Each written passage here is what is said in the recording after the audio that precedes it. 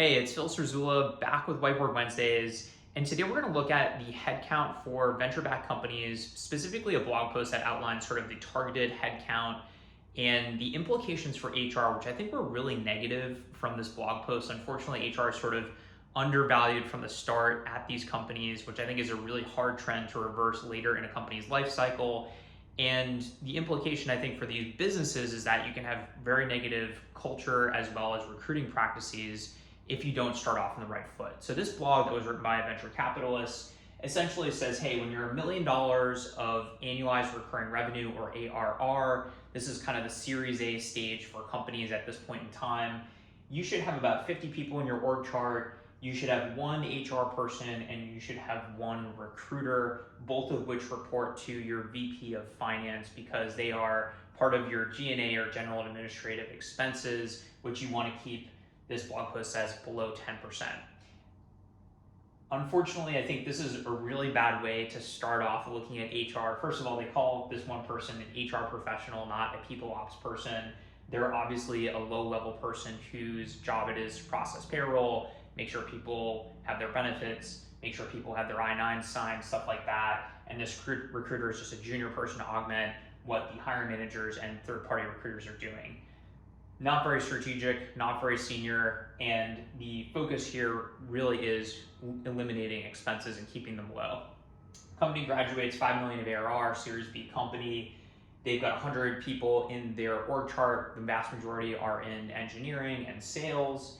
And we've got 2 HR people, and we've got 4 people on the TA staff, one of which is a VP of talent acquisition, and then 3 recruiters. So we're starting to get a little bit more leadership here. They both report, or both of these orgs report to the CFO. So not a lot of autonomy. Again, thought of as G&A expense, cost center. Company goes to 20 million of ARR, 300 people in the org chart.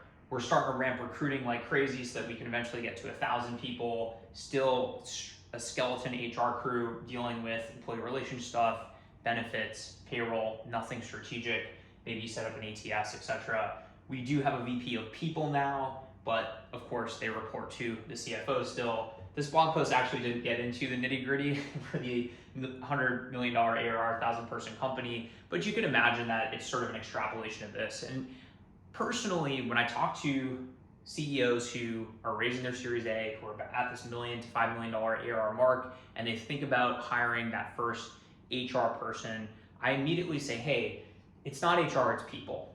This is not just running payroll, managing benefits. This is a strategic person who can help you set up performance management, who can help you manage remote work, think about DEI targets, think about where do we want to start building talent pipelines that we will harvest as we continue to scale this headcount into the future? How do we get hiring managers involved the right way? How do we have an amazing onboarding, amazing candidate experience, etc.?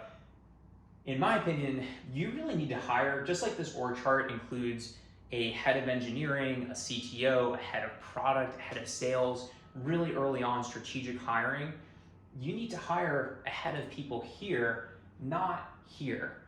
And this person needs to understand all the stuff you're going to need as you scale, because this happens now over the course of 18 to 24 months.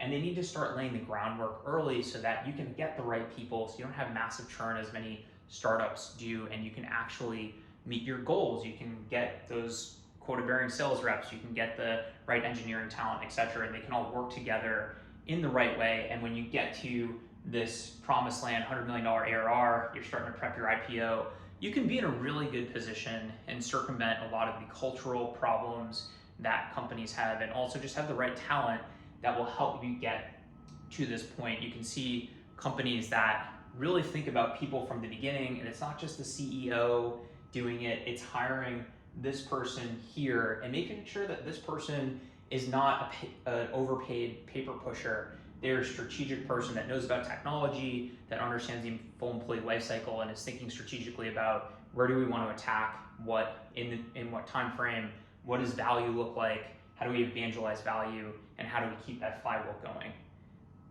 Super curious to hear from folks who have gone through this life cycle, what they did, what they wish they did differently, and how this is going to evolve, this thinking, especially from the VC's perspectives.